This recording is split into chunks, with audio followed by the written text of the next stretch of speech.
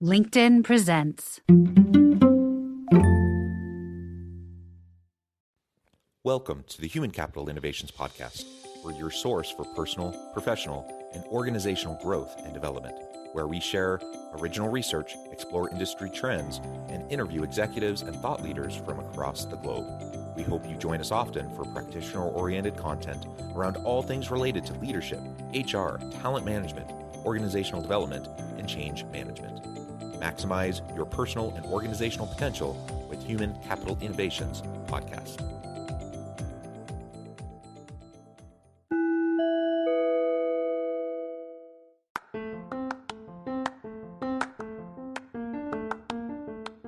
Do you enjoy the Human Capital Innovations Podcast? Enjoy ad-free listening by going to the Patreon page, and please consider contributing even at the producer or sponsorship level. And please leave a review. Thank you for your support.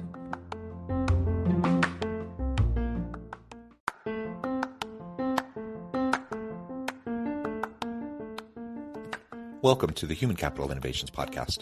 In this HCI Podcast episode, I talk with Cynthia Owyoung about her book, All Are Welcome: How to Build a Real Workplace Culture of Inclusion that Delivers Results.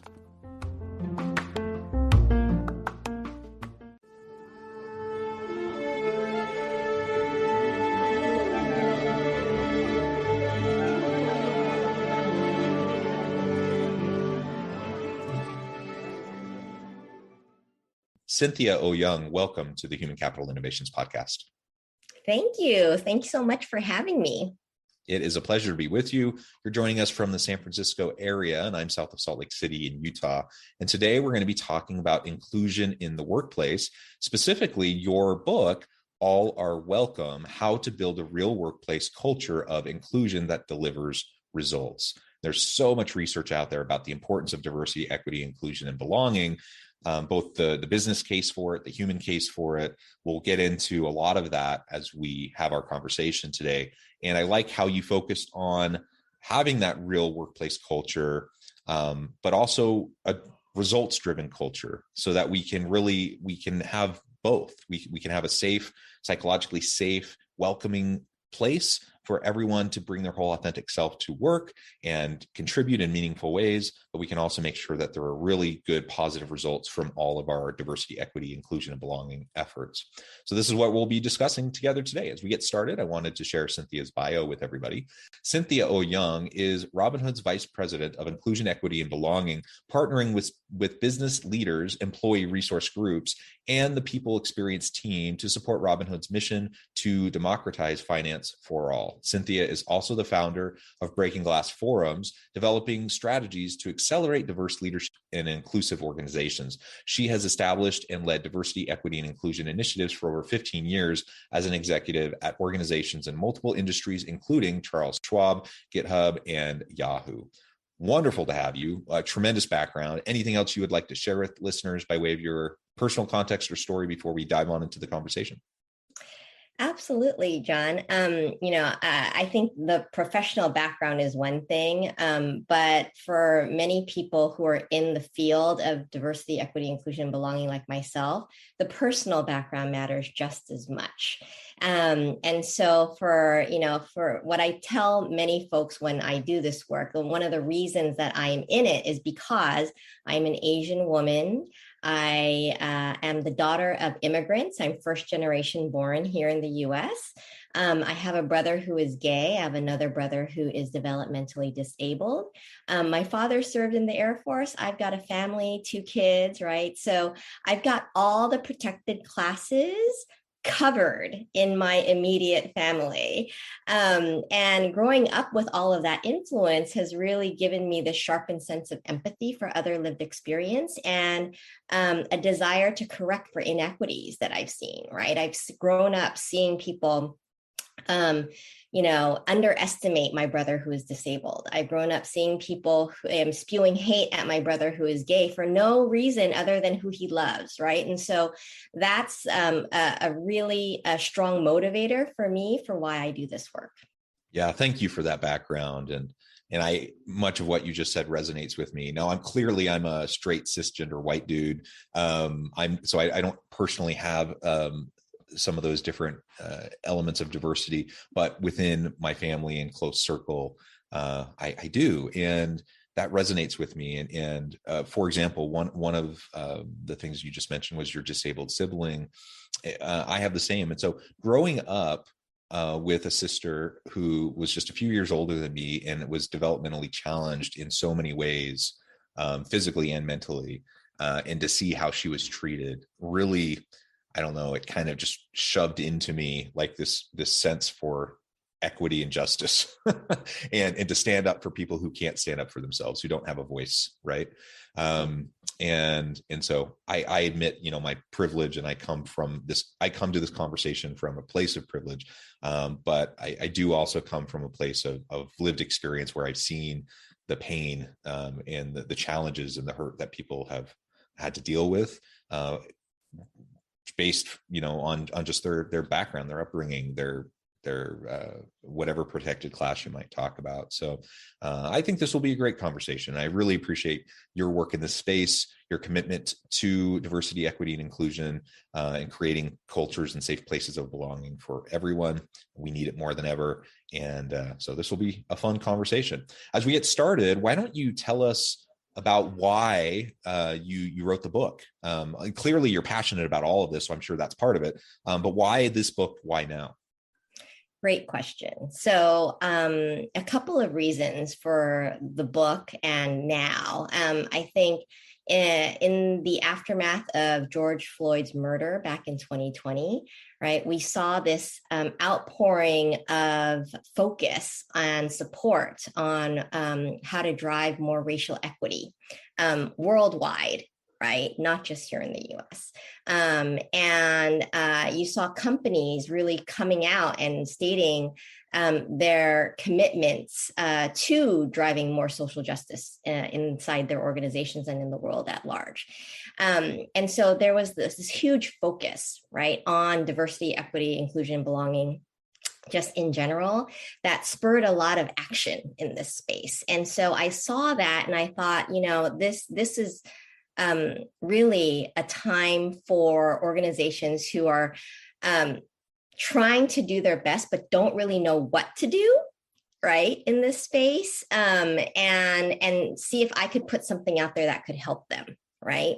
And then the second reason is that, like, for me, like I've always been one person, sometimes with a team, sometimes not, right? Operating within a single organization to try to drive this work. And there's, so there's limits to what you can do, right, in that kind of a role. And with that backdrop and context of what was going on in the world, it just seemed like there's an opportunity to really scale the impact that I could have, right, in driving change beyond just sort of my proverbial four walls that I was in, and using the book to help, drive more leverage, not just for myself, but for anyone who's really trying to drive progress in diversity, equity, inclusion, and belonging in their organizations. And so that's really sort of the origins of the why behind the book. Like I have, been in this space for close to 20 years at this point. I've learned a lot along the way. And I'm hopeful that the lessons that I've learned, I can impart in the book and help others kind of avoid some of the mistakes so that we can, again, accelerate even further and faster, farther.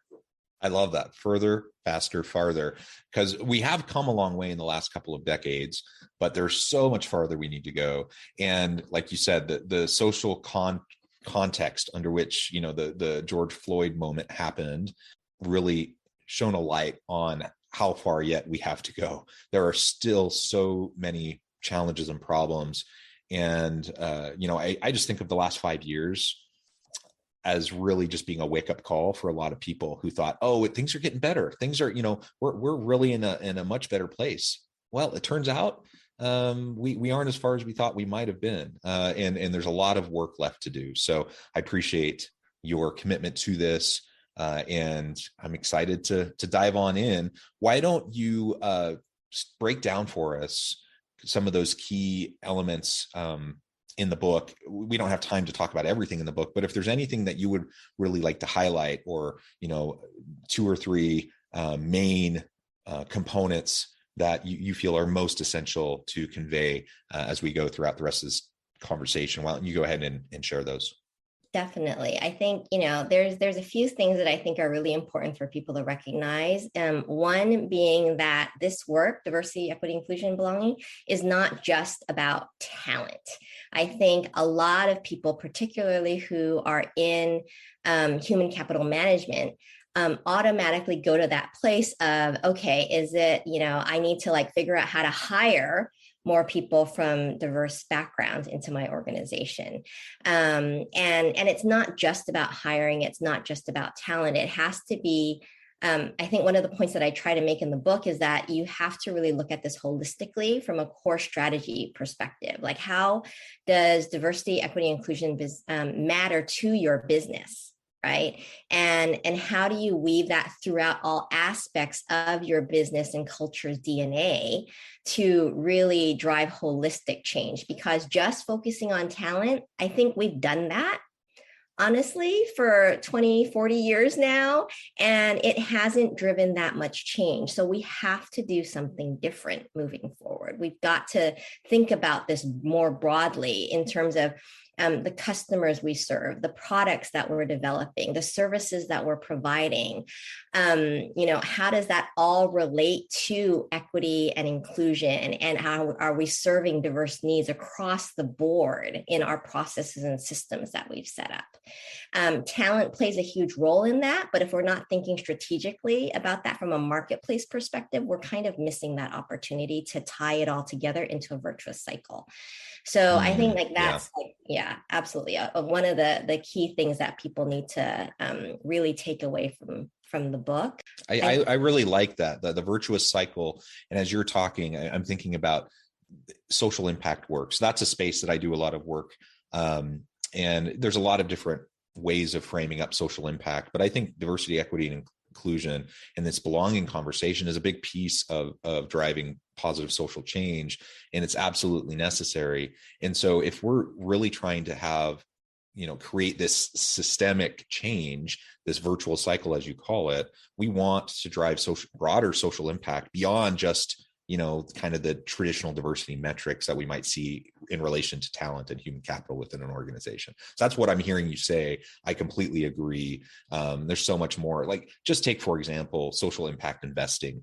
How are companies really committing their resources towards providing products and services to the consumer, and how do they invest their capital? That's a huge question, and there's tons of potential there to do more. Absolutely. I mean, you look at the examples that some companies are now starting to set in this space, thinking beyond, right, just their talent to the broader ecosystem that they can impact. Like the NASDAQ, they have a new rule of companies that are listing, right, they have to have diverse boards. Right. Goldman Sachs has said that they will only underwrite IPOs in companies that have diversity on their boards. State Street that does something similar with their Fearless Girl campaign, where they encourage more diversity and gender diversity on their boards of companies that they invest in. Right. And then you have on the other end of the spectrum, all of the employee activists that are now, coming to their leaders and demanding change beyond customer activism and shareholder activism, right? All of these influences, people are looking for us for companies and organizations to really do more because they see other institutions failing us in this space.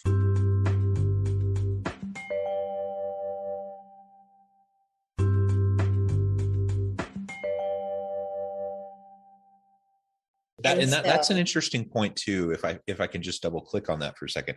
So for example, younger millennials and Gen Z workers, there's been a lot of attitudinal surveys and studies on this that show a heightened sense of distrust in traditional institutions among those groups. So particularly government institutions.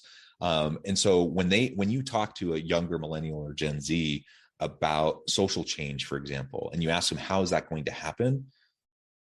predominantly, they say it's going to happen through business, through the organizations like yours and mine, who are hopefully trying to make a positive social impact. And, is that true? Well, it's complicated, right? There's multiple pathways of social impact in government and nonprofits and various institutions all play a role. And so I don't want to throw all those out, obviously, but it demonstrates this kind of distrust of institutions, particularly among younger individuals, and the need for businesses, for corporations to really up their game and to leverage their capacity to drive positive social impact and social change. So anyways, you were just saying that. I just wanted to reemphasize that a little bit because I think that's a really, really important point. Yeah, no, I'm so glad that you doubled down on that point, because it is really important. And that's what I love actually about this like younger generation and their attitudes towards diversity, equity, inclusion, belonging. Like they just expect it, right? And so it's kind of like any company that isn't working on this space. And I make this point in the book too, like, what are you doing? Like, why aren't you? Like, what kind of future do you see for yourself if you're not like, catering to a more diverse world? Like we are globalized right now. And, every successive generation is more diverse racially, ethnically than the generation before, right? And so, this is not something that we can ignore if we want to position our organizations for not just hiring great talent in the future, but serving our, more diverse marketplaces and customers as well. So it's really important that I think to what you said earlier, like organizations need to step up, because we have higher expectations now. Yeah. And I would love for organizations to step up just out of their generous nature and that they want to make the world a better place. But even if you put aside like the social benefits and the human case for all of this, just the bottom line dollars and cents reality is that if companies don't embrace this, if they don't do this, they're not going to attract good people to their business in terms of employees, and they're really going to shoot themselves in the foot in terms of their customer base. So the bottom line dollars and cents, business case of all of this is, yeah, you better start doing it if you aren't already, and really be committed to it. Definitely. And, and I think, there's also, it's also important not to lose the fact that we're talking about human beings, right? And I think as human beings, we all want to do the right thing. And recognizing that we do have an impact on people's experiences, right? Through every sort of policy that we make inside a company, to the practices that we have. And, one of the things that I often hear is, it's like, well, we've like grown organically, and we've got some great diversity because we actually haven't had some sort of singular focus, because we all care about it, and it's just sort of coming out in that way. And I think that can only take organizations so far, right? So yes, it might be great that you have some diversity today, but what are you missing out on by not being intentional about it, right? And you can point to, okay, like you're a really successful company today without necessarily having focused on it, but is that always going to be the case in the future, right? And so I think we tend to look at it as sort of our definition of success by what we've done, as opposed to like, what do we need to do next to continue to evolve and grow and be more successful in the future, right? Because I think we're missing out on having the right level of perspective at the table if we're not intentionally focusing on bringing that perspective in. Yeah, that's a really great point. And trying to look to the future in terms of what inclusion and belonging means and what it will look like and what the future of work demands from organizations, that's really essential, rather than dragging our feet, kind of being dragged along to play catch up for what we should have been doing all along. And that's honestly what a lot of organizations are doing. And I think, for example, I don't want to throw anyone specifically under the bus, but I'm a university professor and I do consulting work as well. And at my university, recently. There was a case where I was working with a particular department who was going through the hiring process for a new faculty position, and this was a STEM position. And we know that STEM is disproportionately male dominated, and that's certainly the case in higher ed, and that's certainly the case in this department at this university. Mm-hmm. And so, we made a very conscious effort to broaden the pool, try to get as many great diverse applicants into the pool as possible. And to their credit, they did that. So those metrics look good. They did a good job there. Where they totally fell flat was they did not interview a single woman or person of color in the entire interview process. And they claimed that race and gender had nothing to do with it, that they were just picking the most qualified people. And all I can do is shake my head. I'm just like, what in the world is happening here? This is not okay. And in their mind, they had done their due diligence. They had made sure they had a diverse pool. And then they felt like they had given everyone a fair shot, and then chose to interview people.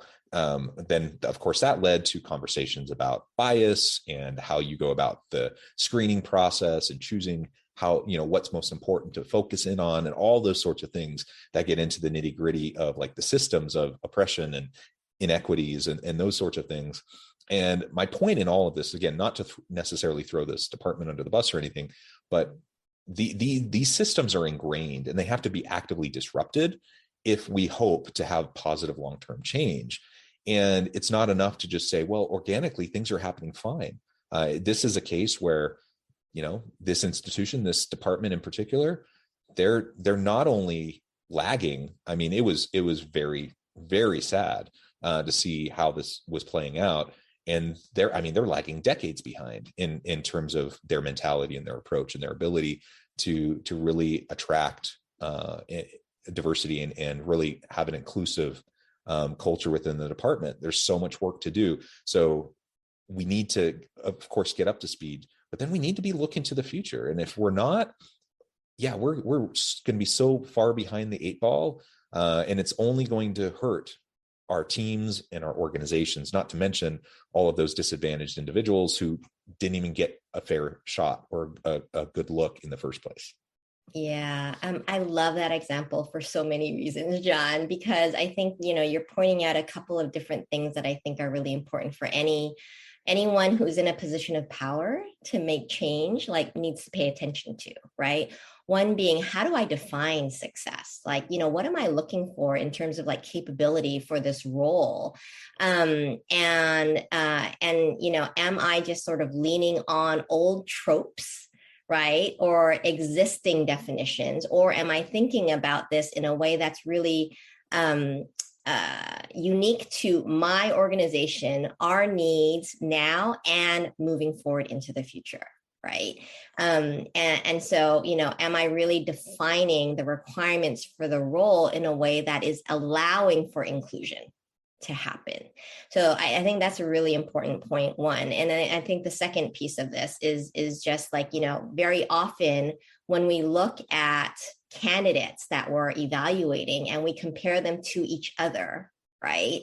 And you have some set of qualifications that you're assessing all these candidates against, and there's always going to be somebody who seems like they tick more of those boxes, right? And more often than not, that somebody tends to be in the majority group because they have had more opportunity to be able to tick those boxes, right?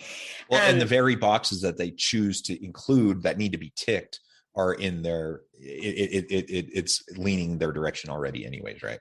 Exactly. Back to the whole, like, how are you defining the role requirements and success, right? And I think what often gets lost in the conversation and clearly wasn't part of the initial conversation within that department was, what do we need from a departmental level? What do we need from a team level? Like, what are we missing in terms of a perspective that can make us all better, right? As opposed to just like one-to-one comparison of like one candidate qualifications to another.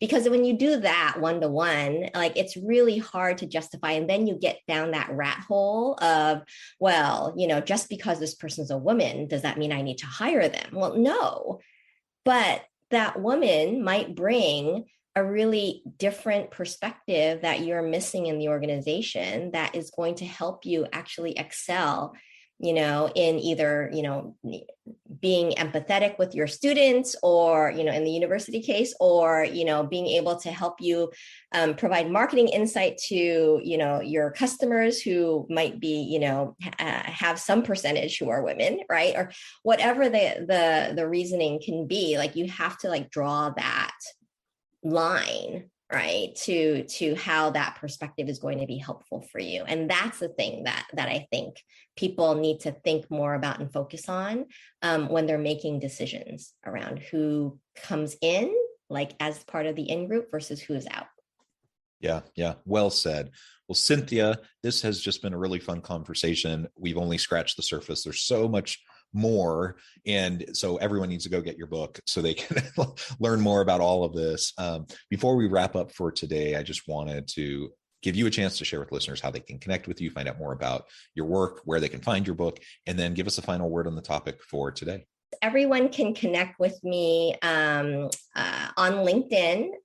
You can find me on Twitter at Cynthia Owyoung, and buy my book through my website, cynthiaowyoung.com. It has all the links to all the places that you can buy it. And especially if you support independent bookstores, I'd encourage folks to go there. And I would say the last word on this topic is don't be afraid to do something different than what you've been doing in this space, right? I think a lot of us come to this with a fear of like doing something wrong or offending somebody inadvertently. I think that if you take the effort to actually like get educated and get some insight and genuinely, authentically are curious about other people, you will be given some grace in that respect. But it shouldn't be an excuse to not do anything. Like, we have to do something, and it's better to do something than nothing. Yes, absolutely agree. And again, I'm a straight cisgender white dude. I have all the privileges. I don't really have any sort of diversity. I'm part of the dominant, privileged group, and it's something that I try to be engaged in. And I'm sure that I say dumb things sometimes, or that I am insensitive, or put my foot in my mouth on occasion. Those sorts of things. But I'm going to do my best. I'm going to do my best to get into the space, to try to support those who need support, to give voice to those who need a voice. And there's no excuse for me to not do that. And so I just echo what you said, like, let's all try to get engaged and involved in the work. It's super important. And ultimately that will give us the best chance of driving change when collectively we all work at it together. Thank you so much for that, John. And thank you for your allyship. Well, it's a pleasure. I do the best I can and know how. It's been a pleasure, Cynthia, to be with you. I encourage listeners to reach out, get connected, find out more about what Cynthia can do for you. Check out her book. And as always, I hope everyone can stay healthy and safe, that you can find meaning and purpose at work each and every day. And I hope you all have a great week. Do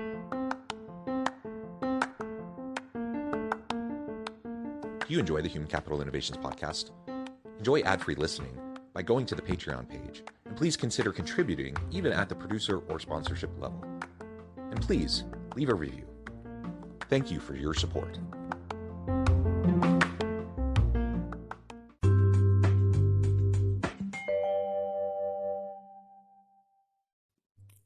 Thanks again for joining us for this episode of the Human Capital Innovations podcast. I hope you stay healthy and safe, and that you have a great week.